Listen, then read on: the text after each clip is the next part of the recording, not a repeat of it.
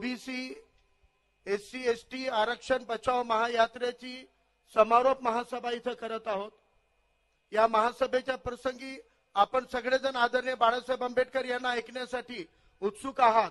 त्यामुळे अधिकचा वेळ न घेता मी संक्षिप्तमध्ये एक दोन मुद्दे इथे मांडणार आहेत की आज सगळ्यात जास्त कोणत्या आरक्षणाला धोक्याचा सावट आहे असं विचारलं तर नक्की तो ओबीसी आरक्षणावर सावट आहे। या मुद्द्यामध्ये दुमत नाही। जेव्हापासून गरजवंत मराठ्याच्या आरक्षणाचा मुद्दा घेऊन मनोज जरांगे पाटील हे आंदोलनाला बसलेत आणि मराठा आरक्षणाची भूमिका त्यांनी मांडली, तेव्हा ही भूमिका थोडीशी भरकटत गेली आणि ओबीसीतूनच आम्हाला आरक्षण पाहिजे ही मागणी करत असताना जुन्या नोंदीच्या आधारे कुणबी प्रमाणपत्र बनवा आणि शासन गुडघ्यावर टेकलं आणि ज्या नोंदी खऱ्या आहेत की खोट्या आहे कोणती पडताळणी न करता सरसकट कुणबी प्रमाणपत्र वाटू लागली आणि सगळ्या मराठा समाजाला नोंदीची दखल न घेता पडताळणी न करता ओबीसीचं सर्टिफिकेट मिळू लागलं। तेव्हा ओबीसी समाजामध्ये प्रचंड अस्वस्थता होऊ लागली आणि हे प्रमाणपत्र मिळत असताना मग जर तो प्रमाणपत्र आणि नोंदी कोणाची नसेल आणि तो आमचा सगा आहे तो आमचा सोयरा आहे असं जर एखाद्यानं लिहून दिलं तर त्याला सुद्धा प्रमाणपत्र भेटलं पाहिजे। म्हणजे ही व्याप्ती कितीतरी पटीनं वाढणार। ही प्रचंड अस्वस्थता जेव्हा ओबीसी मध्ये आली तेव्हा कोणताही नेता आणि कोणताही पक्ष स्पष्टपणे या दंडेलशाहीच्या विरोधामध्ये बोलत नव्हता।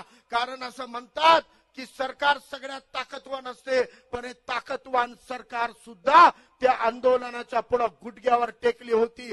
त्यावेळी ओबीसीच्या मनातलं ओबीसीच्या आरक्षणाला साबूत ठेवणारा सगळ्यात मोठी मागणी होती त्या कुणबीच्या प्रमाणपत्र जे 55 लाख प्रमाणपत्र वाटप झाले ते सगळे रद्द करा आणि सगळे सोयरेचा अध्यादेश रद्द करा। हे बोलण्याची ताकद जर कोणी दाखवली तर फक्त आदरणीय बाळासाहेब आंबेडकरांनी दाखवली। ओबीसीचं आरक्षण साबूत आहे का तर मला वाटते की ओबीसीचं आरक्षण साबूत राहणार नाही असे चिन्ह आहेत।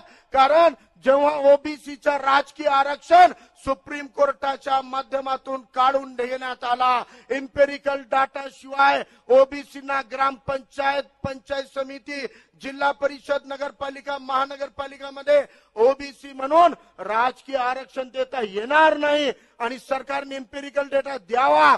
कोणत्या सरकारने डेटा दिला नाही आणि ओबीसीच्या राजकीय आरक्षण संपुष्टात आलेलं आहे। आजच्या तारखेमध्ये ओबीसीना राजकीय आरक्षण राहिलेलं नाही आहे। अरे एखाद्या लहान लेकराच्या हातामधला चॉकलेट हिसकावून बघा, तो रडायला लागतो, आपल्या हातातला चॉकलेट परत घेतो, दिला नाही तर एक दगड उचलतो आणि ठणकन ठणक्यात माथ्यामध्ये मारतो। हे लहान लेकरूलाही कळत असेल की आपला चॉकलेट आपला आहे, कोणाला आम्ही इतक्या सोप्या पद्धतीनं हिरावून घेणार नाही आणि तो दगड मारून प्रतिकार करतो। तर ओबीसीनो तुमचा राजकीय आरक्षण या सरकारने कोर्टाच्या माध्यमातून काढून टाकला। तुम्ही या सरकारचं काय वाकडं केलात?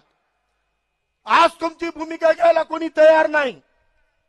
भाजप पासून एकनाथ शिंदेच्या शिवसेना पासून अजित पवारांच्या राष्ट्रवादी पासून राहुल गांधी खरगेच्या काँग्रेस पर्यंत उद्धव ठाकरेच्या शिवसेनेपर्यंत आणि शरद पवारच्या राष्ट्रवादी काँग्रेस पर्यंत माझा एक प्रश्न आहे, या पक्षामध्ये ओबीसी समाजातले जेवढे नेते आहेत वेगवेगळ्या पदाला चिटकून बसलेले आहेत, तुम्ही तुमच्या पक्षाच्या नेत्याला ओबीसी आरक्षणाबद्दल भूमिका स्पष्ट करायला का सांगत नाही?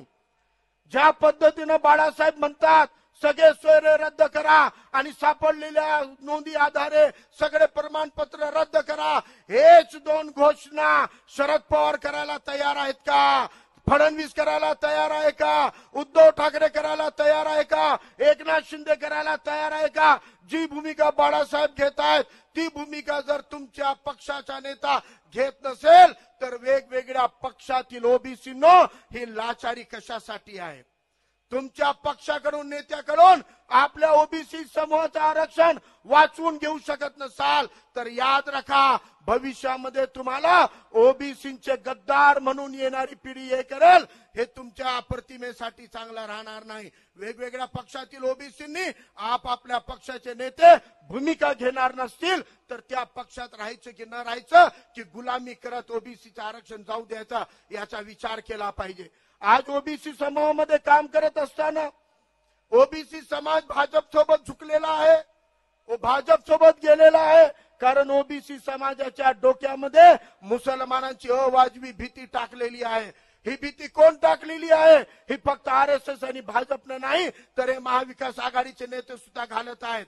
आज अमित शहा आणि फडणवीस मध्ये, उद्धव ठाकरेच्या मध्ये हिंदुत्ववादाची स्पर्धा लागलेली आहे. आम्ही कडवे हिंदुत्ववादी म्हणण्यासाठी फडणवीस आणि अमित शहा औरंगजेब आणि अफजल खान म्हणून उद्धव ठाकरेला संबोधित करतात आणि उद्धव ठाकरे अहमद शाह अब्दालीच्या नावानं, शाहिस्ता खानच्या नावानं संबोधित करतात.